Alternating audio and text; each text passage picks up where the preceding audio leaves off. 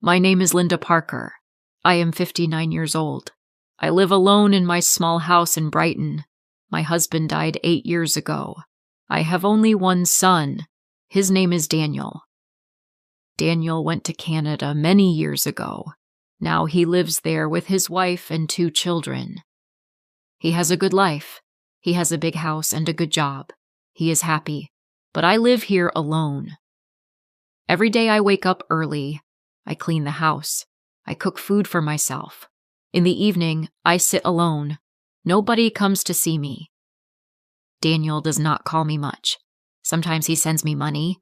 Sometimes he says, "Mother, I will come soon," but he never comes. Still, I wait for him. I love him very much. He is my son. I keep his old photos in my room. I look at them every day. One day someone knocked on my door.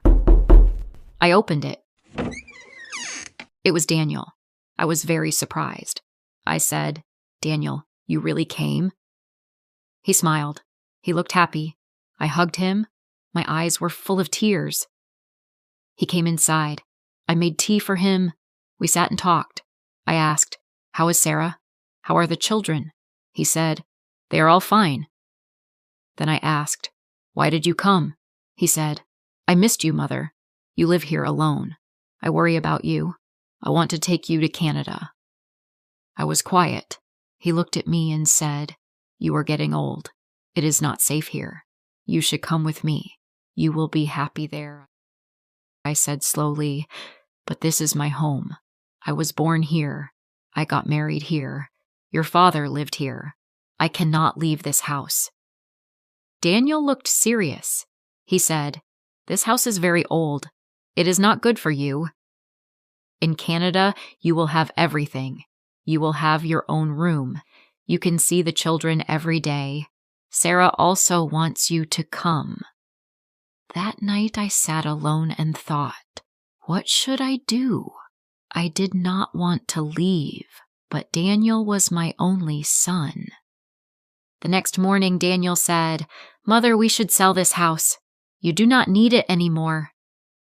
You will live with us. You can use the money for your new life." I looked at him. He smiled. I thought maybe he really loved me. So I said, "Yes." I sold my house. Daniel took all the money. I packed my bag. We went to the airport together. I was sad, but I was also happy.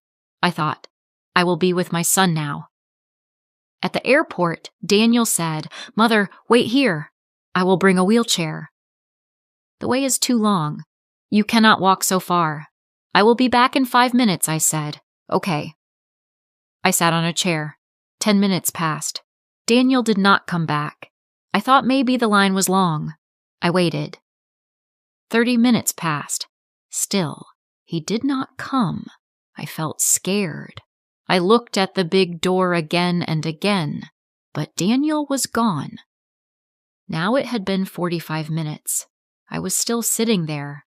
I looked at every face, but none was my son. I told myself, Daniel cannot leave me. He is my son. 1 hour passed. My heart began to beat fast. Just then, a police officer saw me. He walked toward me and said, "Ma'am, are you waiting for someone?" I said, "Yes, my son. He is bringing a wheelchair for me.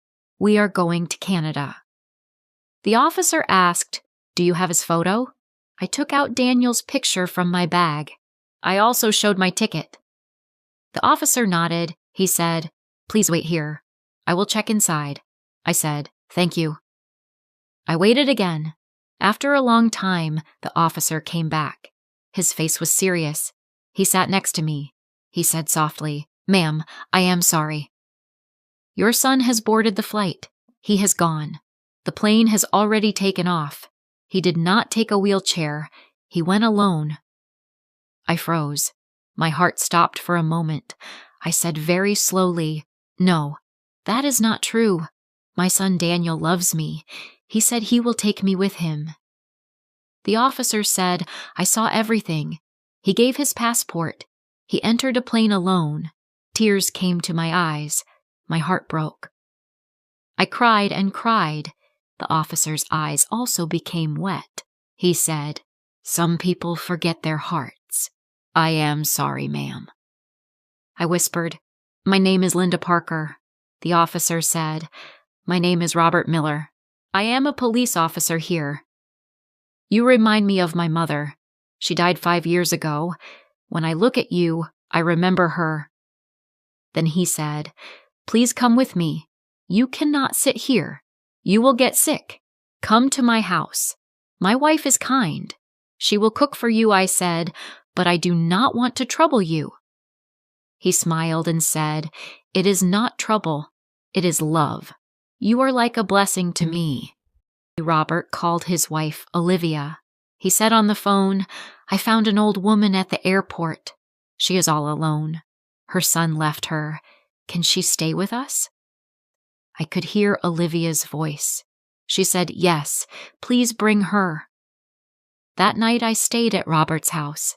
Olivia brought me food. She spoke to me like a daughter. I cried in my room. I missed Daniel. I missed my house.